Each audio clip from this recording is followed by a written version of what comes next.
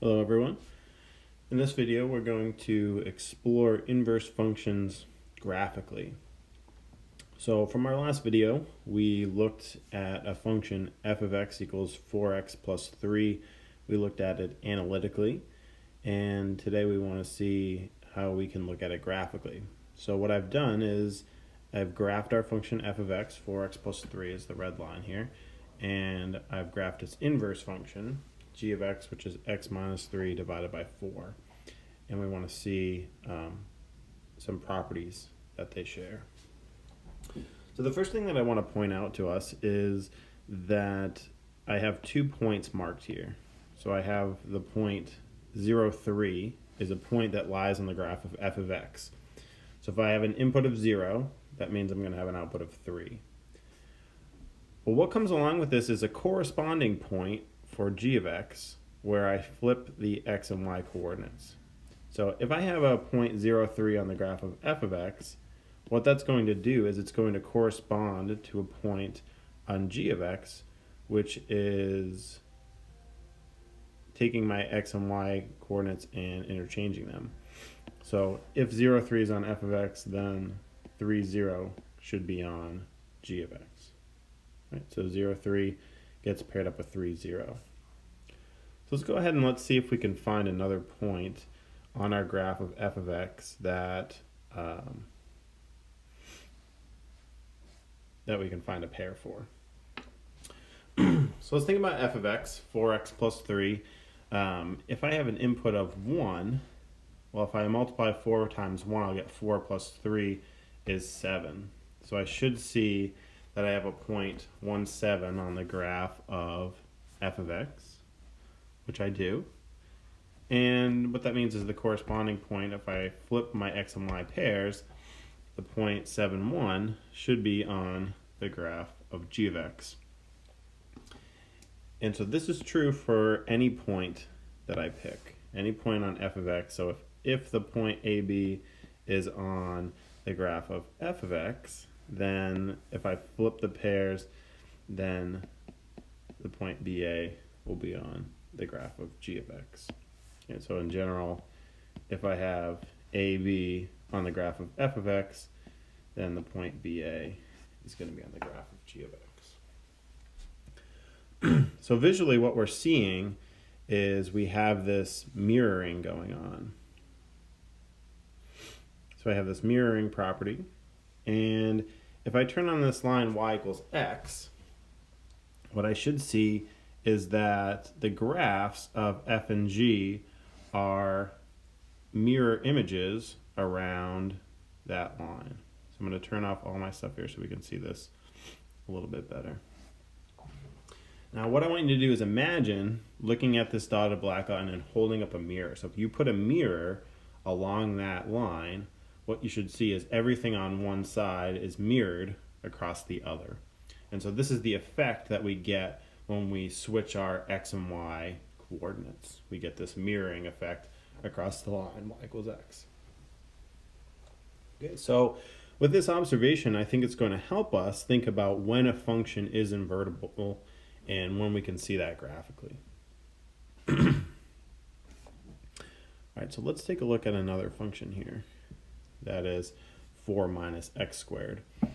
And the question that I have for us is this function invertible? And in order to do that, I would want to ask, well, what kind of points would be on the inverse of this function? So take a moment and think about this. If I were to have an inverse of this function 4 minus x squared, what would it look like? I'm going to go ahead and erase this stuff over here for us, and we'll take a look at what we get. Okay.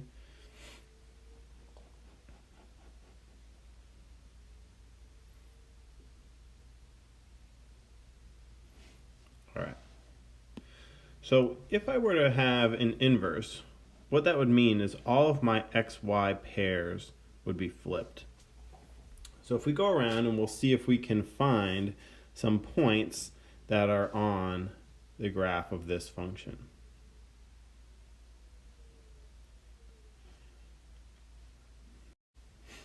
Sorry, we had a video hiccup. So we're back. So what we're going to do is see if we can figure out some points that are on the graph of this function 4 minus x squared. So if I take a look around, often what I try to do is I look at my x-axis and I look at my y-axis and I see if I can identify those points. Okay, so it looks to me like a point that's on this graph is the point x equals 0, y equals 4. So the ordered pair 0, 4 should be on my graph.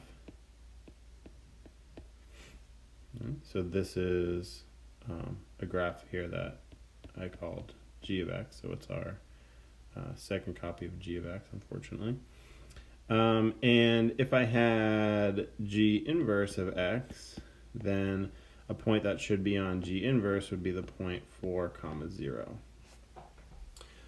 So let's keep going and let's look at some more points.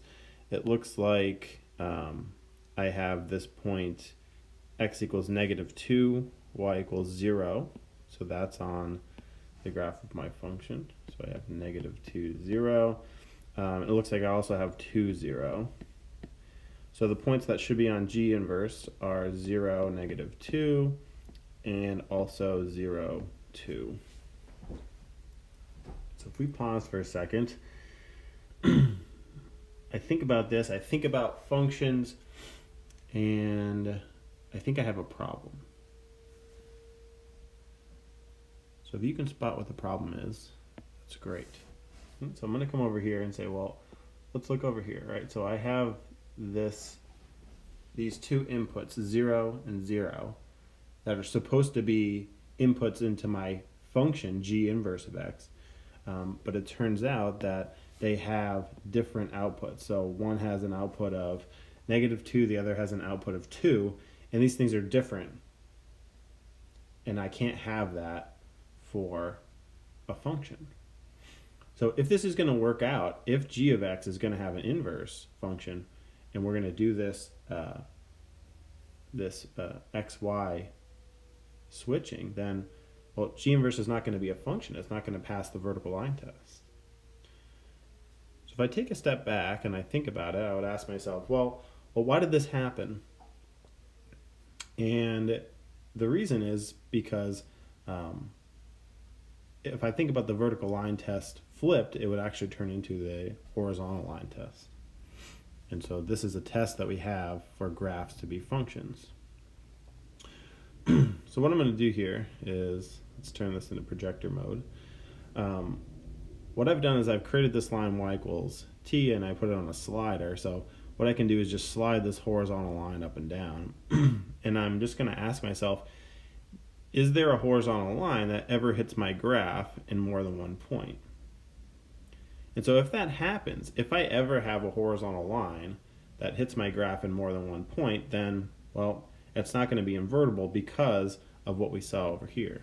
Right? We see this happening. If it were to have an inverse, then there would be two inputs in the inverse function that had different outputs, and that's our rule. We can't have that for a function.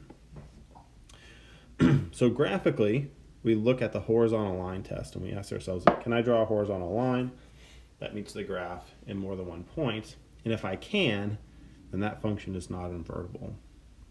Okay, but if we don't have that property, if any horizontal line that I draw only meets the graph in one point, then we say that function is one-to-one. So this horizontal line test corresponds to a property that we call one-to-one. Okay, so say it's one-to-one. Right, so one-to-one in words means that if you have an output, right, every output can only come from exactly one input. So one output pairs to one input. And so what we see here, like when I put it back down, my output's to 0 in my graph. And so we make this 0. We see that, well, the output of 0 actually came from two places. It came from 2 and it came from -2. So my function is not one-to-one, and therefore it's not invertible. So I hope this video helped out, and I'll see you next time.